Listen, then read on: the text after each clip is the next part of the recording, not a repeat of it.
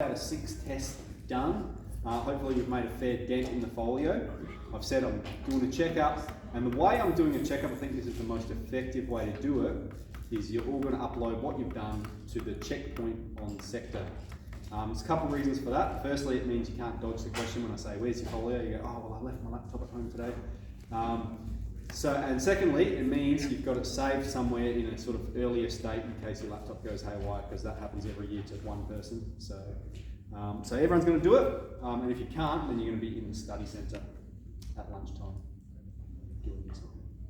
Can I go sign in? No, not right now. Come on, let's go. Let's do this first, and then you can go sign in.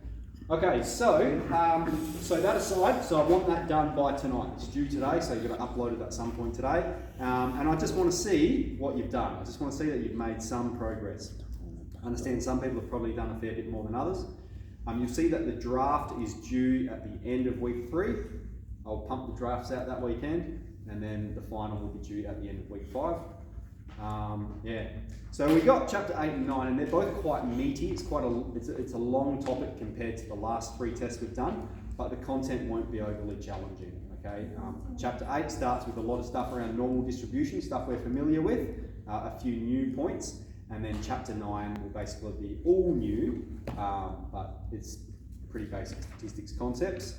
The hardest part about statistics questions is the mass amount of information you get. And you need to filter through and go which information is important, because they will overload you with information, and the trick is to abstract out of that the stuff that's important.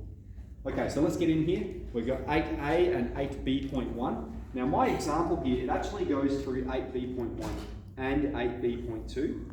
Today we're going to do 8a and 8b.1, and then tomorrow's lesson is dedicated to 8b.2. So really I'll probably just teach today. In tomorrow's lesson we can spend some time finishing off 8b.1 and 8b.2, and maybe even some folio time. Basically we'll have in-class folio time whenever we finish our content early. And it should happen a fair bit, particularly with the chapter 8 stuff. Okay, so over here on 8a, right, we've got continuous random variables. So remember just with variables, just to recap, we've got continuous and discrete. Okay, discrete are things that you count. They take whole integer values, like the number of people in the classroom. Continuous are things that you measure, okay, like head circumference, how long is someone's hair. Okay, they're things that you measure and they occur over an interval. In our example here, we've got the weight of an egg. How heavy is an egg?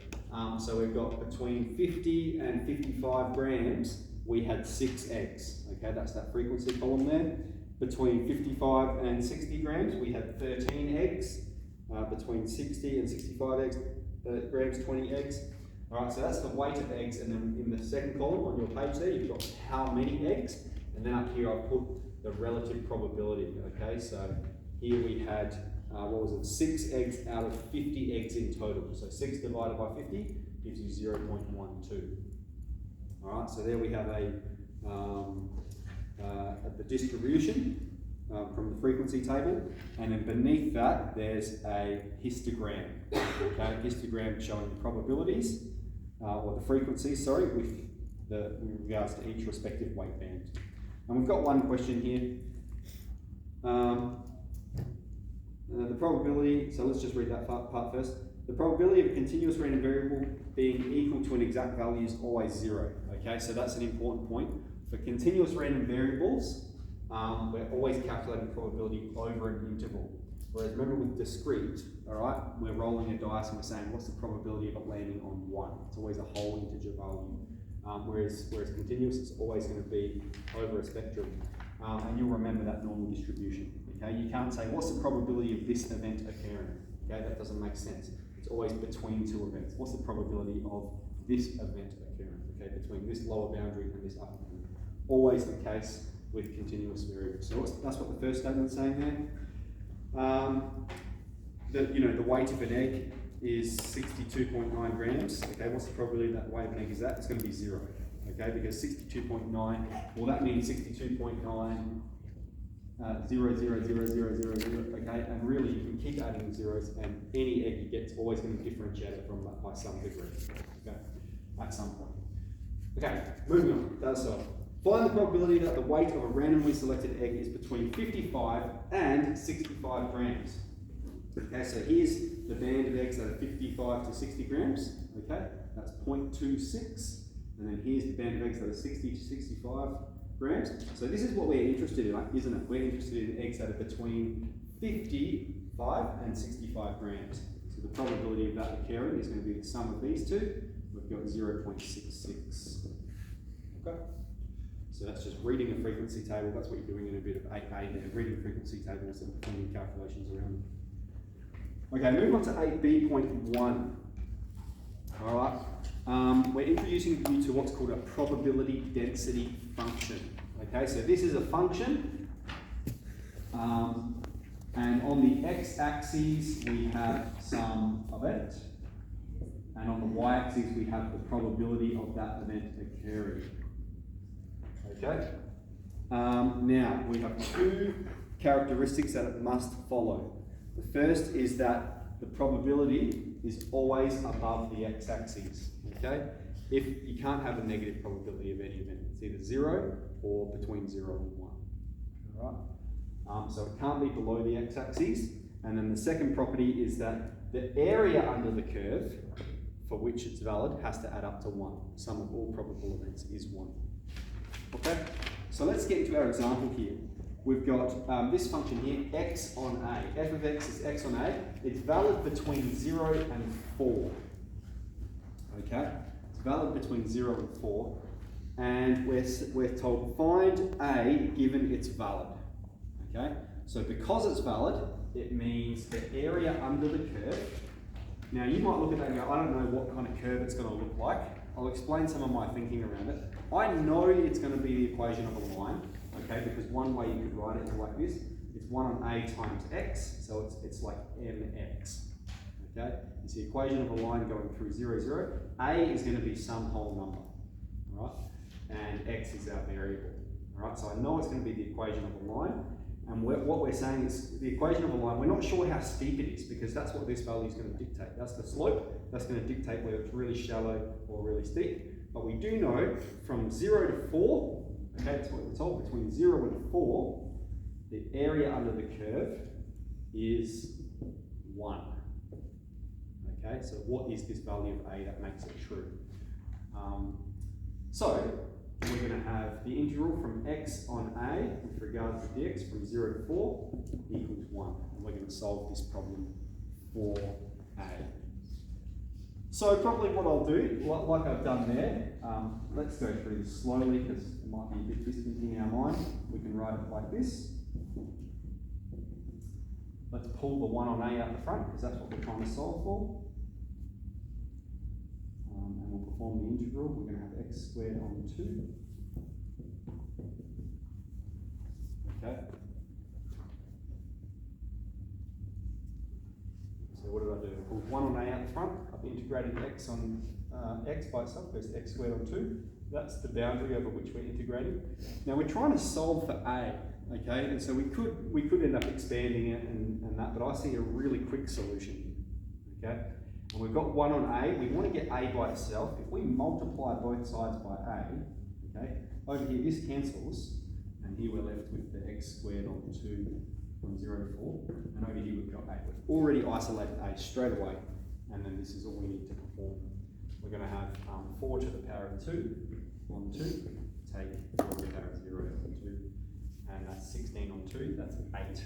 A has to equal 8. Okay, so if a equals 8, then we have a valid probability density function.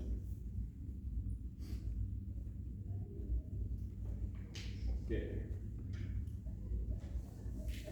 So in 8A.1, that's basically all it's getting you to do. It's going to get you to say, is it valid?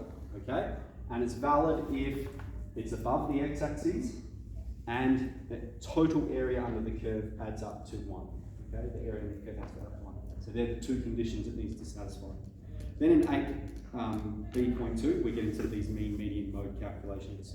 So that's what we're going to do up here a bit, is some of these calculations. And we will probably just use our calculator here, just in the interest of time's sake. So, I've got our table there that summarises how to calculate the mean, median and mode. Part B says find the mean in mode. Well, our probability density function, let's write it up here. It is x on top of 8, isn't it? X on top of 8. Now the mean, or E of x, the expected value, okay, we're familiar with that terminology, is the integral from a to b, that's the boundary over which the probability density function occurs, from a to b, 0 to 4, of the function it's of x times f of x. Alright, that's what you can see there in the table there, x times f of x, and our f of x is x on a. Okay, so that's what we're performing with regards to x. And look, that kind of thing, would expect you to be able to perform it, just in the interest of time here. Let's just crunch it. Okay, and again, it'll be very precise if it wants you to use the fundamental theorem of calculus and show you what you're working out, or if it just says calculate's worth 1 mark, you're just doing the crunch. So, option, has anyone calculated it already? Yes, sir. So we've got x squared and 8 from 0 to 4. The fastest, 8 on 3. Okay, so the mean is 8 on 3, or what's that, 2.6 recurring. Okay, and let's assess those kinds of things in the context of our distribution here. We've got 0, here would be 2, and then 2.6 is probably about here, isn't it? Okay, that's the mean.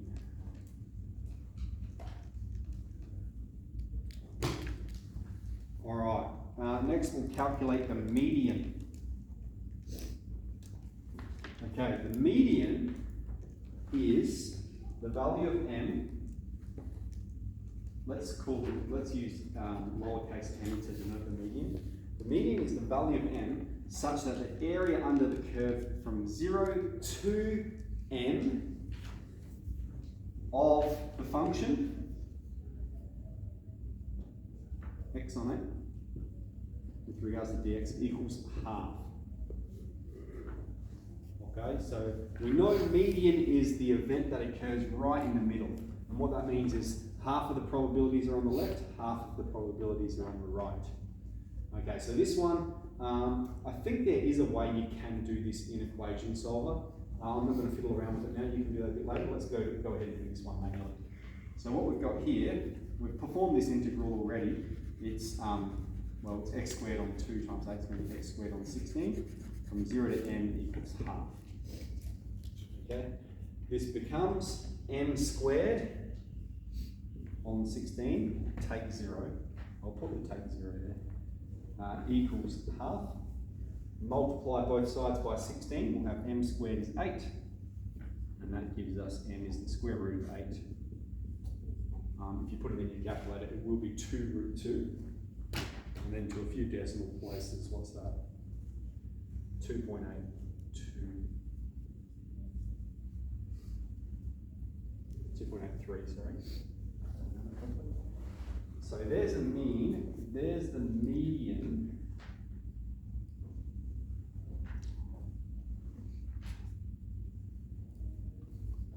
Okay. And then the mode is the value of x which maximizes f of x. Okay, so what that means is along here, along this curve, what is the x value of the highest point? Right? So here, this is the maximum point on it, isn't it? Okay, it's the value with the highest probability. It occurs at x is 4. Okay? Mode at x is 4.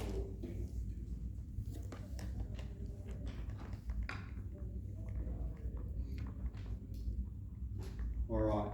Find the variance and standard deviation.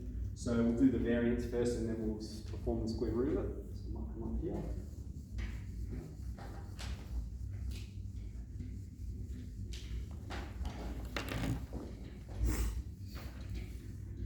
Alright. Variance is the integral from 0 to 4 of x squared times x on 8. Take away the mean squared. Now mean is the square root of 8. 2 root 2 or 2.83. And all of that with regards to x. Okay, so that's the integral that we're going to perform. That's going to be our variance. And you'll see there's 2 formulas there for the variance. Either will give you the same solution. So, option calc. Oh, bad start.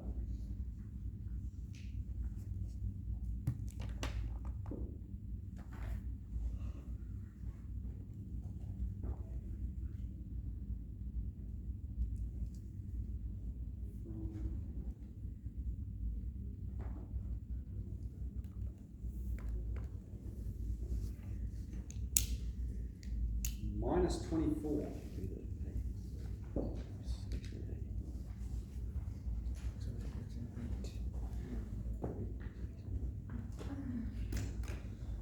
So because it's a measure of, has anyone else calculated that? Have I done that? Not put that in properly? I'll just put brackets here just to double check that. 0 to 4 of, yep. So because it's a measure of spread, okay, because it's a measure of spread, it's like saying how long is it? It needs to be positive. So when I calculate this, I got minus 24, so therefore the length of it is 24. Okay, it has to be a positive unit because it's a measure of spread. And therefore, so that's the variance, and then the standard deviation is the square root of the variance, which is the square root of 24. Okay.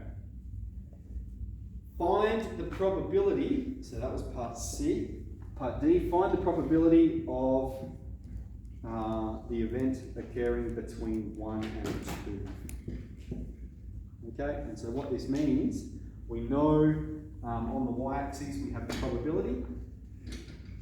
The area under the curve is the probability, sorry. So the integral from 1 to 4 of our function, 1 to 2, of x on 8 with regards to dx, that's going to give us the probability of it being between 1 and 2. Okay, it's saying what's the area of this point? What's the probability of the event between x is 1 and x is 2 occurring? So we perform that calculation of x on 8 from 1 to 2. I've got 3 on 16. Okay, so this is a good introduction to it. 8A, 8B1. I think tomorrow there is something I will talk about actually. I will talk a bit about what do you call it again? Positive skew and negative skew and how that affects the mean median mode. Because no doubt that will come up a bit. Hopefully not today, so we'll do it tomorrow.